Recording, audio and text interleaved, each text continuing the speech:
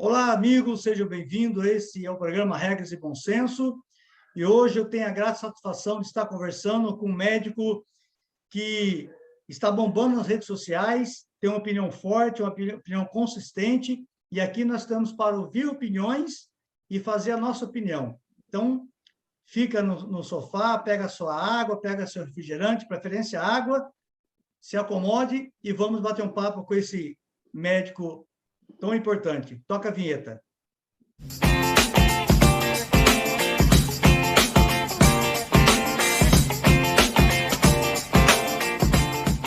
Olá, pessoal. Dr. Marcos, seja muito bem-vindo ao meu canal. Uma honra, uma satisfação imensa estar falando com o senhor. Quero que o senhor se apresente e diga um bom dia aí, uma boa tarde, boa noite para quem está nos assistindo, por favor. Certo. Prazer é meu. Queria agradecer ao convite e dar realmente bom dia, boa tarde, boa noite, dependendo da hora que a pessoa está assistindo esse vídeo, para cada um que está nos vendo. Meu nome é Marcos Falcão, né? Eu sou médico. Eu tenho um canal no YouTube, já tem cerca de 2 anos. E antes de ser médico, eu já aparecia, já dava as caras, né, nas redes sociais, mas sou um médico generalista, um médico, sim, recém-formado, mas que estou, de alguma forma, em evidência na internet, porque defendo o tratamento imediato da Covid, né, e isso acaba incomodando algumas pessoas. Mas, ao mesmo tempo que incomoda, acaba colocando em evidência, né?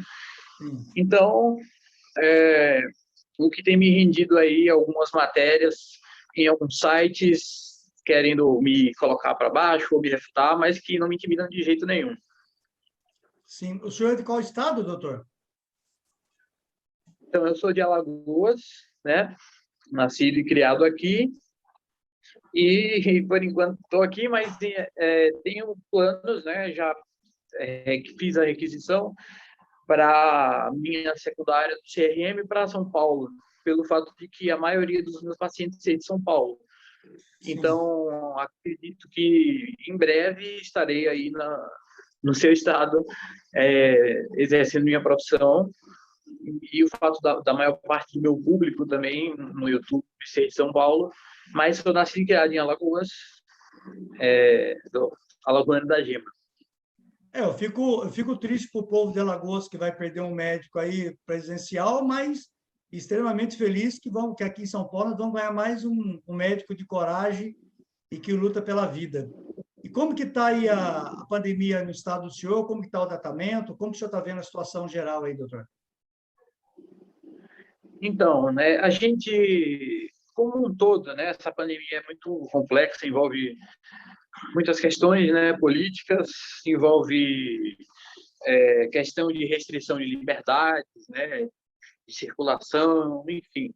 A gente fica sempre refém do que o prefeito X ou Y vai fazer, né, do que o governador que é filho do Renan Calheiros, né, e apesar disso, ele ainda não é tão proibitório quanto, por exemplo, o João Dória, né? Acho que o João Dória é o pior do Brasil, né, assim, em termos de restrição.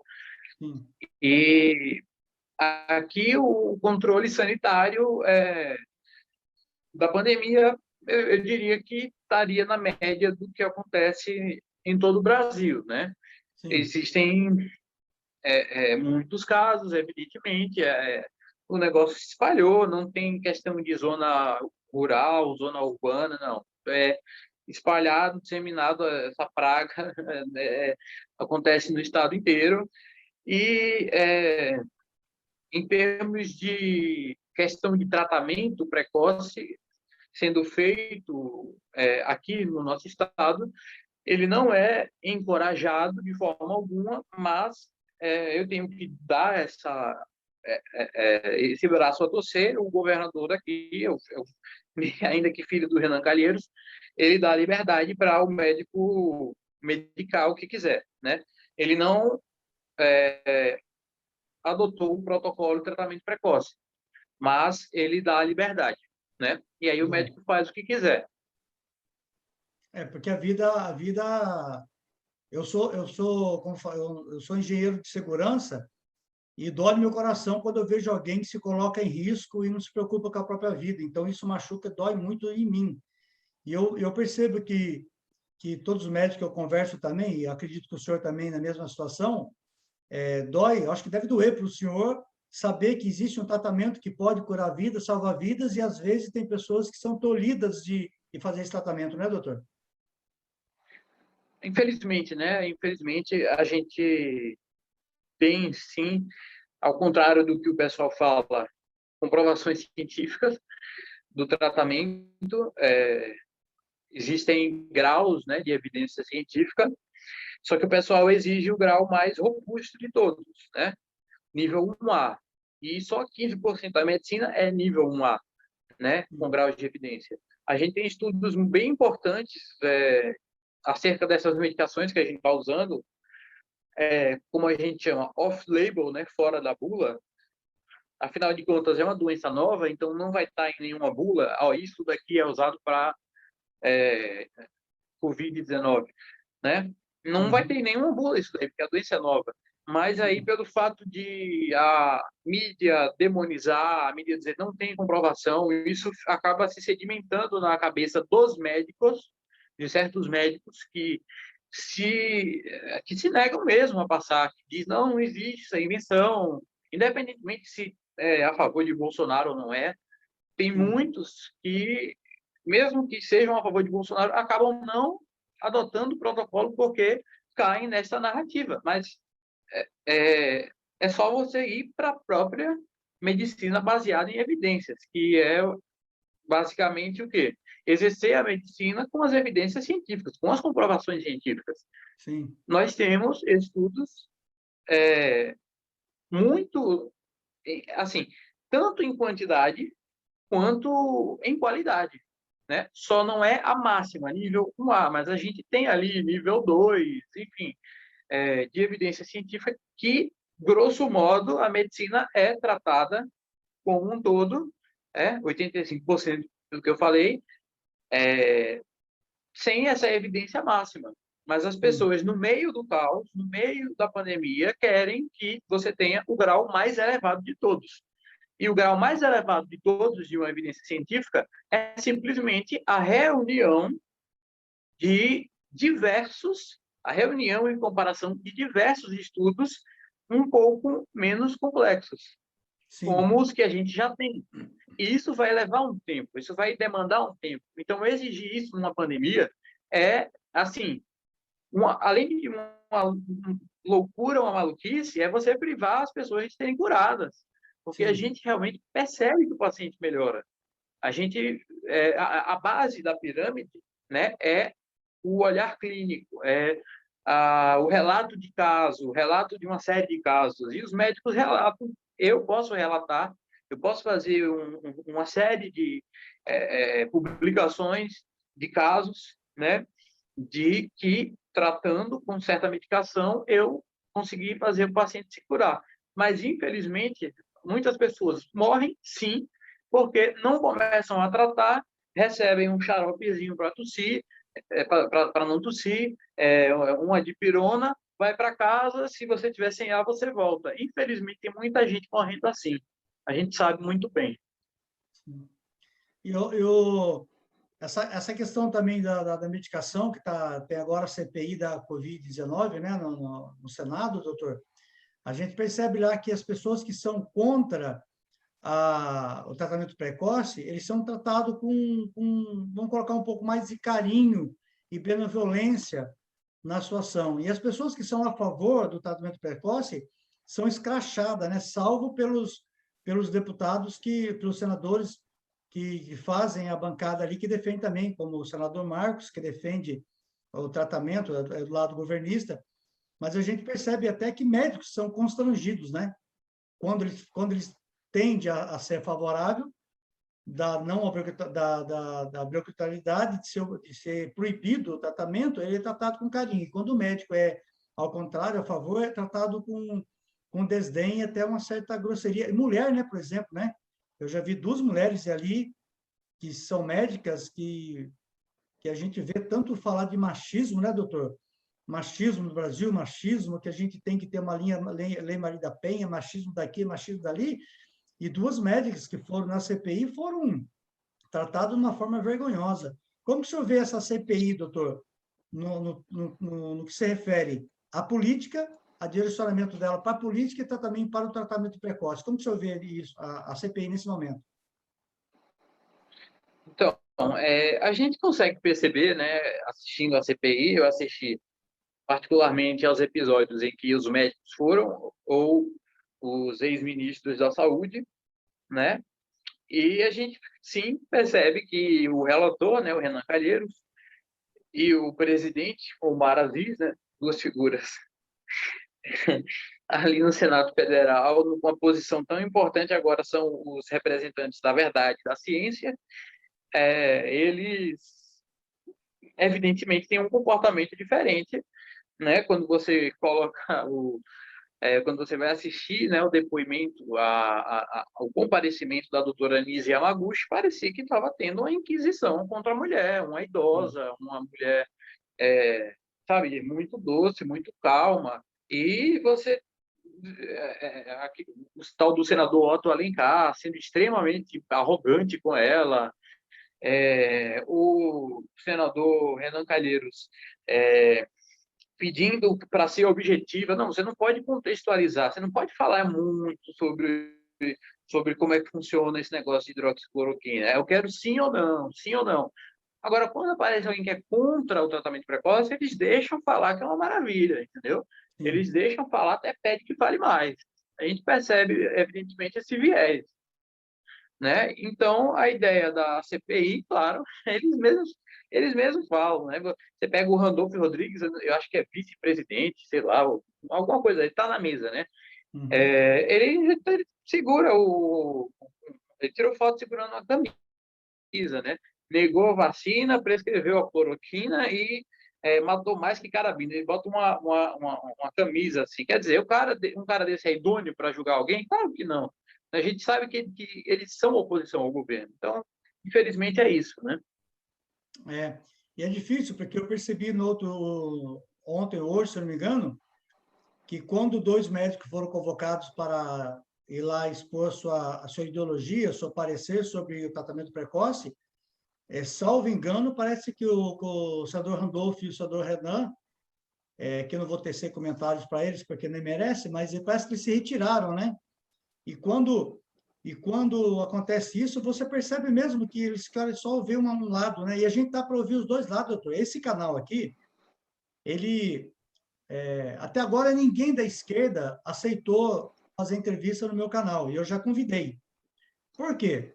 Porque eu acho, apesar que eu sou a favor, eu sou fruto do tratamento precoce, eu e minha mãe, eu percebo que a gente precisa ter opiniões, né, doutor? Ninguém é dono da verdade. Eu sou engenheiro, eu não sou dono da verdade. Eu acho que eu tenho que ouvir médico. Eu tenho que ouvir médico. Se eu preciso falar de medicina, de tratamento precoce ou não precoce, se vai funcionar ou não funcionar, eu não posso ouvir um carpinteiro, um mecânico, um açougueiro. Eu tenho que ouvir médico. Seja médico a favor, seja médico contra. Para quê? Para que eu, na minha inteligência ou na minha pouca inteligência, eu possa mensurar o que está sendo falado por um lado ou outro e chegar a uma conclusão. Mas quando você só ouve um lado, se recusa a ouvir o outro, você percebe que a ideologia política já está formada e o viés formado, e aonde quer chegar da pandemia já está formado. Então, esses dois senadores se retirar quando dois médicos e foram para defender o tratamento foi uma coisa degradante, doutor. Pois é, eles foram lá hoje, né? E a postura deles não foi de confronto, porque se fosse de confronto, que nem foi com a Nise Yamaguchi ou com a doutora Maíra, né? Mayra, eles não iam sair dali muito bem, não, porque os caras são muito bem preparados, né? Já ouvi dizer lá que é o maior infectologista do Brasil, o cara que Sim, estava lá, não é qualquer um. Hein? Você chegar e querer discutir ciência com um cara desses, obviamente você vai tomar uma surra. Então sim. eles foram lá e pegaram o chapéu e foram embora, não quiseram ouvir a opinião. Mas quando é alguém que é contra, aí eles vão e tratam aquilo como se fosse uma verdade absoluta. Vide a tal doutora, acho que Luana, que nem o CRM ativo tem. Parece, você consulta o nome dela você busca o nome dela no site do Conselho Federal de Medicina e aparece lá que está inativo o CRM dela, né? Então ela não trata nada, ela não nem a medicina está exercendo, né? Mas ela foi convocada e foi vista ali como a voz da ciência, enquanto o resto ali ou é ignorado ou é confrontado ao ponto de ser basicamente humilhado e execrado publicamente, né? Sim. E o senhor eu acompanho o senhor no Twitter, no Instagram, e eu percebo o senhor tão jovem como pessoa e como médico é muito atacado, né, doutor? Eu percebo, eu vejo ali as postagens das pessoas que respondem aos seus posts ali que você faz ou você, me permita chamar de você, né, mas que você faz, Claro. as respostas às vezes são doloridas, né? E uma coisa incrível, eu vi uma reportagem de um comediante, eu não sei se o senhor ouviu falar do O Cris Pereira, que é um comediante gaúcho, não sei se o senhor ouviu falar dele.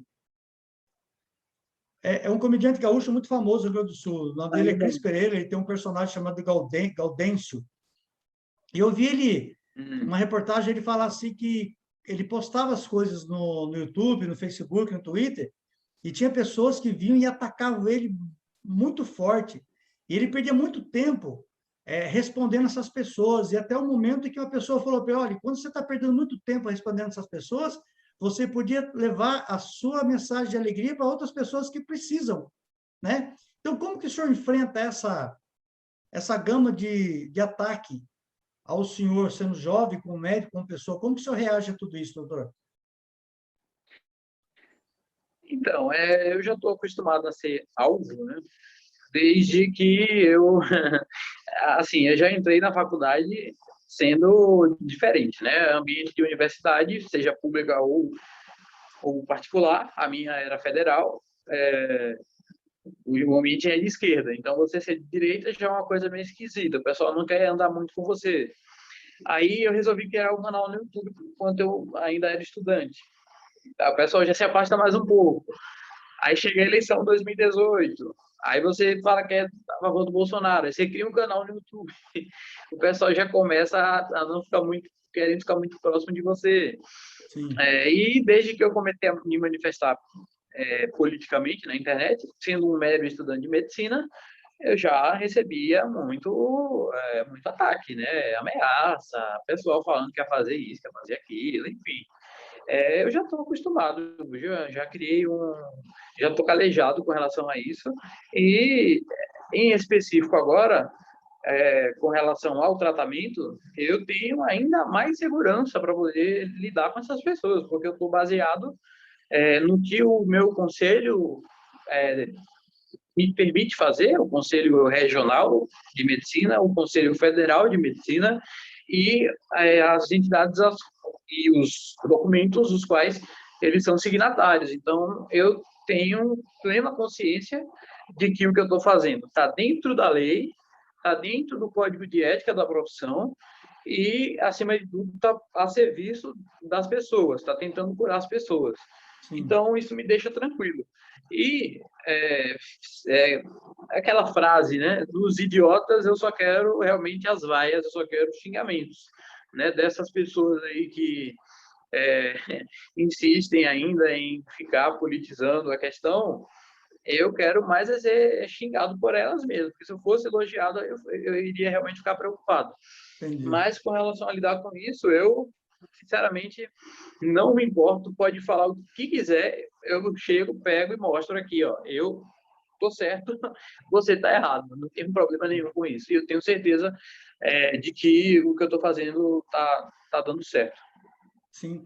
O senhor já fez uma análise de qual que é a faixa etária de pessoas que procuram o senhor para tratamento, doutor? O senhor tem uma faixa etária mais alta e mais baixa?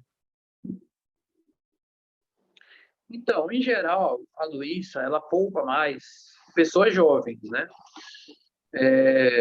Pessoas crianças, já atendi algumas crianças, mas é porque o pai realmente tem bastante cuidado, quer tratar.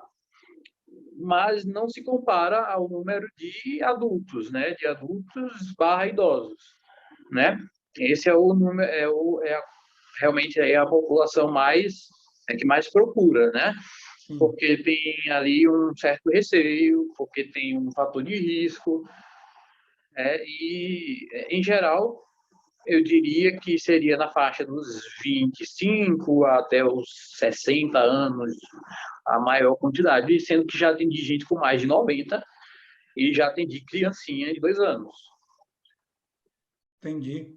E aí o senhor percebe que o tratamento precoce, a percentual de pessoas se curarem e não precisar ser entubado e ir para o hospital para internar é muito alto. Então, a gente percebe, né, que o índice realmente é bem satisfatório. Eu não tenho como ficar no pé do paciente o tempo inteiro para ele me dizer como ele está, né? Mas às vezes o paciente melhora e não aparece mais. Eu vou lá atrás, vou perguntar como é que ele está. Ah, eu estou bem. Enfim, então, assim, de centenas que eu tratei, evidentemente aconteceram alguns óbitos, mas assim, quando você vai colocar na balança, a quantidade é absolutamente ridícula, né? E quando você vai ver a mortalidade da Covid, enfim, a gente percebe que reduz drasticamente, né? Pelo que eu acabei apurando, assim, de todos que eu tratei, os que foram a óbito, não necessariamente, a maioria deles, né, no caso, não estava mais sob meus cuidados, foram se hospitalizar, pode ter acontecido algum erro médico, pode, que eu fico acompanhando de forma remota, né? Eu posso acompanhar apenas de forma remota. Mas os que foram a óbito foram coisa de 4, 5 e, enfim, foram pessoas que começaram muito depois ou tiveram uma evolução muito mal ou uma condução talvez equivocada no hospital em que se internaram, mas a maioria esmagadora das pessoas volta para falar que ficou bem, que ficou curada, né? E isso daí, quer queira ou quer não, é uma evidência científica, se você colocar dentro da pirâmide e o conjunto, né, o relato de casos. Mas, evidentemente, nenhum tratamento é 100%. Mas a gente consegue perceber na prática que existe uma redução da mortalidade. Né? Muito bom. E saindo um pouco do medicamento, doutor, assim, pela sua experiência, porque as pessoas falam muito de pegar o sol, de fazer exercício, de comer alimentos que são mais saudáveis. O que o senhor entende por isso? O que o senhor indicaria para isso para as pessoas que estão assistindo? A pessoa que, pelo que eu percebi, as pessoas que têm um comportamento sedentário, elas tendem mais a se contaminar, é isso? O senhor indicaria que as pessoas fizessem exercício, se alimentassem de uma forma diferente, comessem alimentos diferenciados? Como que o senhor vê isso, doutor? Então, as pessoas que são mais saudáveis, que praticam atividade física, né, com certeza elas vão ter menos comorbidades, né? Em geral, quem movimenta o corpo acaba não tendo alguns fatores de risco, como diabetes ou hipertensão, né? Ou não está ou não está acima do peso, né? E isso daí já conta bastante na hora de, por exemplo, você precisa, Deus o livre, né? Se internar e precisar de oxigênio, o teu pulmão vai ficar cansado e ele vai começar a recrutar alguns músculos que a gente não recruta naturalmente para respirar. Começa a recrutar os músculos aqui do trapézio, pega o músculo aqui da parte dorsal. Então, as pessoas que praticam musculação, que têm uma massa magra maior, pessoas que não têm um índice de gordura tão elevado, esses daí têm uma tendência maior de sobreviver. Porque, repito, se ele tiver uma insuficiência respiratória, o organismo dele, o corpo dele, vai dar uma forcinha, na hora de respirar. E com relação à própria imunidade, a boa alimentação, a pessoa que se alimenta bem, que nos próprios alimentos consome a quantidade essencial de vitamina D, de vitamina B, de vitamina D, do ponto de vista da Covid, ela, no tratamento a gente passa uma dose um pouco maior. Mas alguém que se alimenta de forma regrada já consegue fazer ali a quantidade de vitaminas e de proteínas, porque os anticorpos, eles são criados, né? Na verdade, os anticorpos são um tipo de proteína, né? As imunoglobulinas são proteínas, né? Sim. Que vão lá e atacam o parasita. Então, uma pessoa que faz uma dieta rica em proteínas, por exemplo, ela com certeza vai estar muito mais protegida do que uma pessoa que só come massa, só come doces, enfim. Ela vai ter uma imunidade, com certeza, muito melhor, né? Uma resposta imune melhor. Fora a questão de ter aí, como eu falei, de você preparar, entre aspas, o corpo para uma eventual infecção, uma eventual hospitalização, você ter massa magra, né? Isso daí funciona, é muito útil para o paciente, para ele não ser entubado muitas vezes, né? O Entendi. corpo consegue recrutar, né? Entendi. Então, a pessoa levantar do sofá, já fazer uma caminhada, já começa a ajudar, né, doutor? Já começa, já perdendo, né, o percentual de gordura, a pessoa se mexer como um todo, né? A pessoa Uhum. fazer exercício físico, isso daí já vai, com toda certeza, ajudar o indivíduo a diminuir os fatores de risco, né? Sim. E o que a gente viu na pandemia é muita gente ficando em casa, né? As academias se fecharam, não pode circular na orla, não pode caminhar, não pode se expor ao sol. Então, quer dizer, a pessoa fica em casa, engorda, se alimenta mal, alguns se entregam aos vícios, né?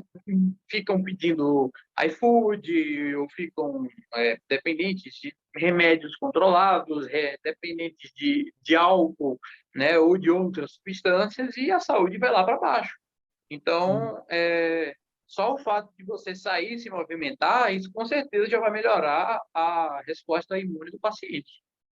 Até a parte da depressão, né, doutor? A pessoa fica em casa, ela começa a ver, entrar em depressão e ver todas as coisas e, né? Sim, com certeza. O número, né, de pessoas que, evidentemente, ficam confinadas, né, e desenvolvem um transtorno de humor ou transtorno de personalidade mesmo, é elevado. A gente tem um índice aumentado de suicídios, né? Quando eu dava plantão em urgência e emergência, assim, aos montes, aparecia gente querendo tirar a vida. Tratando ambulatorialmente as pessoas tinham medo de se consultar com os médicos, assim, pessoas que têm pressão alta, pessoas que têm diabetes, não estavam indo ao médico se consultar e ficaram descompensadas dessa doença, porque estavam com medo de sair de casa, para Sim. você ver. Então, além de você ter esse componente psiquiátrico de ter um transtorno depressivo ou desenvolver um transtorno do pânico, né, um transtorno de ansiedade generalizada, um alcoolismo, uma dependência de drogas, você também tem aquele paciente que fica com tanto medo dentro de casa que ele deixa de procurar o médico para poder dar sequência ao tratamento de uma doença que ele já tem. Então, o paciente não vai no cardiologista, não vai no pneumologista, não vai no geriatra, não vai no endocrinologista e fica descompensado daquela Sim. diabetes, da pressão alta, do colesterol alto e acaba piorando. E o número de pessoas que morrem dentro de casa, né, assim, subiu aos montes, né? As pessoas sentindo dor no peito, dando todos os indícios lá de que está tendo um infarto, não procura o hospital porque está com medo de pegar Covid. Resultado, ela tem um infarto, ela morre em casa e ela não procura o atendimento médico. Então, é uma coisa impressionante, né? Desde o problema de humor até não procurar a emergência numa situação de emergência, né? Poxa, Então, assim, os efeitos são muitos, né? São agre- diversos. agressão, né? Violência no lar de esposa para esposa, com os filhos, tudo isso aumenta, né? A pressão psicológica e o nervosismo abala o psique da pessoa e ela começa a ficar mais agressiva do que o normal, né, doutor? Sim, porque o ser humano não foi feito para viver isolado, né? Ele foi feito para viver em sociedade. A gente não tem precedentes na história de ficar isolado socialmente assim, desse jeito. A gente não tem, isso não existiu, isso nunca existiu na literatura médica. Sim, Quarentena para gente saudável, isso nunca existiu. Isso veio como recomendação e se tornou uma verdade absoluta. Mas o ser humano é um ser social e uma vez que ele fica dentro de casa, entediado, eu falei, ele pode se entregar a algum vício, à bebida, à dependência de alguma droga, seja ela legalizada ou não, né? Porque tem muita gente que é viciada em remédio tarja preta. O que não falta é senhorinha que eu atendo que ficou viciada em remédio tarja preta. E aí a violência doméstica com certeza aumenta também o índice de crianças violentadas dentro de casa, o índice de estupros, né, aumentou, de violência para, né, do marido para com a esposa, aumentou como um todo. Enfim, é óbvio que a gente sabe que nada justifica você fazer esse tipo de mal, mas a gente sabe que aumentou porque as pessoas dentro de casa ficam num ambiente sufocante, né? O ser humano não foi feito para ficar isolado, né? E o sim, número aumenta muito, né? sim. Infelizmente, isso é que acontece, né? Doutor, esse meu programa aqui, o nome dele é Regras e Bom Senso. Então, o senhor, como um jovem médico que tem um futuro brilhante para frente, e eu torço para isso, como o senhor falou no começo da entrevista ali, em primeiro lugar na vida das pessoas está Deus, né? Mas Deus, ele colocou os médicos na Terra, Deus capacitou o ser humano com algumas funções, e entre as funções foi da medicina, o conhecimento da medicina, da ciência, para poder, haja visto que até a própria Bíblia tinha um médico, né? Lucas era médico, receitava vinho, o vinho aí para poder algumas doenças, a Bíblia já descreve isso. Então, na vida no geral, na sua vida como médico e tudo mais, o que que o senhor, o que que o que são regras e o que são bom senso, no geral? Na minha vida pessoal, No geral, na vida pessoal, o senhor, como o senhor vê o mundo hoje, para o senhor, o que que são, na sua vida pessoal e também no contexto social hoje em dia, o que que para o senhor tem que ser regras e o que tem que ser bom senso? tá. Regra, sempre respeitar o princípio de liberdade das pessoas e ser uma pessoa essencialmente pacífica. Não invadir o espaço alheio, respeitar, evidentemente, a propriedade do indivíduo, a liberdade de expressão daquele indivíduo. Isso daí é obrigação, é obrigatório. Né? Eu sou uma pessoa que defende a liberdade. Eu sou completamente contra esses censores, esse pessoal que quer dizer o que é verdade e o que não é verdade, pelo amor de Deus. Né? Sim, As agências checadoras, eu fui vítima agora das agências checadoras. Chegou uma checadora de fatos lá no meu WhatsApp querendo saber sobre o meu tweet lá que não tinha comprovação científica. São donos da verdade, né? Então, para mim, regra é você, é, em essência, respeitar a liberdade das pessoas. As pessoas precisam ser livres, né? Deus deu a liberdade para cada um. Obviamente que liberdade é diferente de libertinagem, né? sim, Agora, e bom senso, para mim, deixa eu ver, bom senso, eu diria que está faltando muito bom senso na sociedade atualmente, né? Você basicamente polarizou tudo.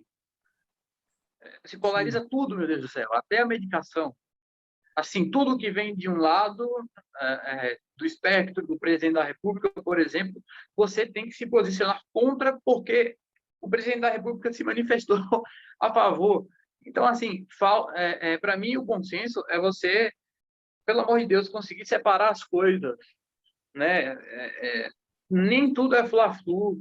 Eu tenho minhas ideias, eu tenho sedimentado os meus ideais, mas consenso para mim é simplesmente você analisar de forma independente cada uma das coisas e não seguir um pensamento de manada. Você ter senso crítico, você ter senso de proporções, saber, pelo amor de Deus, diferenciar, chamar o presidente da República de genocida, sendo que você tem um agente letal que está sendo desafio na medicina no mundo inteiro, e você atribuir todos os óbitos a ele, isso é a completa falta de consenso. Então, para mim é isso.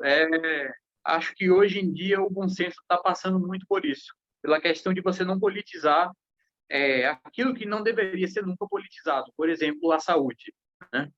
Acho que vai por aí. Sim.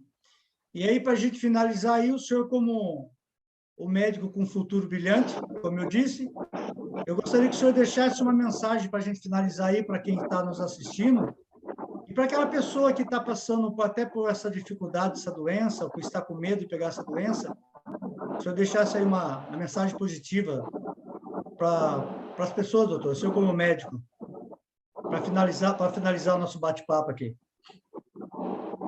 Então, eu queria dizer para as pessoas para que elas possam viver em vez de apenas querer sobreviver, né? As pessoas estão querendo sobreviver, estão deixando a vida passar. Já se passaram mais de um ano, já passou mais de um ano, e tem pai que não vê filho, e tem filho que e tem neto que não vê o avô, enfim, tem primos que não se encontram, pessoas que tratam os próprios parentes como leprosos. Pelo amor de Deus, vamos ter. Isso também é uma questão de consenso, né? A gente sabe muito bem da situação, mas não se deixem serem tomados pelo medo, né? Evidentemente, não estou dizendo para as pessoas aglomerarem ou ignorarem que existe um vírus por aí, mas que elas vivam, que elas possam não apenas sobreviver, né? E que a gente, do lado de cá da medicina, os médicos sérios e que estão preocupados com a vida, eles estão cada vez querendo aprimorar mais as prescrições, estudando cada vez mais e tentando curar mais rápido os pacientes, sim, com a medicina baseada em evidências, diferentemente do que o pessoal fala, não tem comprovação científica, não. Tem sim, bastante, e cada vez mais a gente está descobrindo potenciais remédios que são favoráveis. A medicina vai evoluindo, o combate à doença vai evoluindo, e a ideia é essa, em essência. A gente do lado de cá, pelo menos, que quer fazer o bem e não quer fazer politicagem, a gente tem essa preocupação. Muito bom, doutor.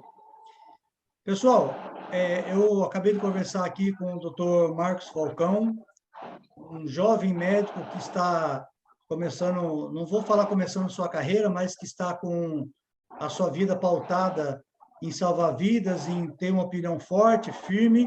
Esse canal é um canal de entrevistas e que as pessoas possam ouvir opiniões diversas para formar suas opiniões. Doutor, eu agradeço imensamente a sua participação. Foi uma honra conversar com o senhor.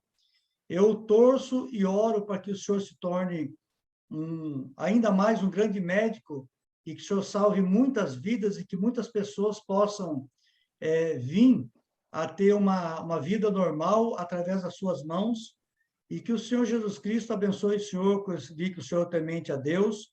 E eu, como sempre, aqui no final das minhas entrevistas, eu deixo uma passagem bíblica, e eu vou deixar uma passagem bíblica aqui para o seu coração, que o Senhor Jesus Cristo diz: eu sou o caminho, a verdade e a vida. E o Senhor Jesus Cristo é o caminho, é a verdade e a vida. E eu quero que o Senhor seja muito abençoado e seja um esteio da medicina para que as vidas possam ser salvas e tenha aí dias melhores, doutor. Muito obrigado, viu? Amém. Muito obrigado. Eu que agradeço a oportunidade, agradeço as palavras. É uma missão difícil ser médico e ser um médico novo no meio desse caos todo, mas a gente tem que ter coragem, a gente tem que ter postura e a gente tem que colocar a cara a tapa. Pelo menos eu coloco. E realmente agradeço muito as pessoas que oram por mim, que intercedem por mim, que eu sei que são muitas. Tem muita gente que quer o mal mesmo das pessoas que estão trabalhando em prol disso, né? E muito bem-vinda aos desejos, às preces, às orações. Agradeço muito e foi um prazer participar da entrevista, participar do canal. Agradeço muito o convite. Eu que agradeço. Pessoal, eu vou deixar os dados aqui embaixo na descrição do vídeo do Dr. Marcos, as suas mídias sociais.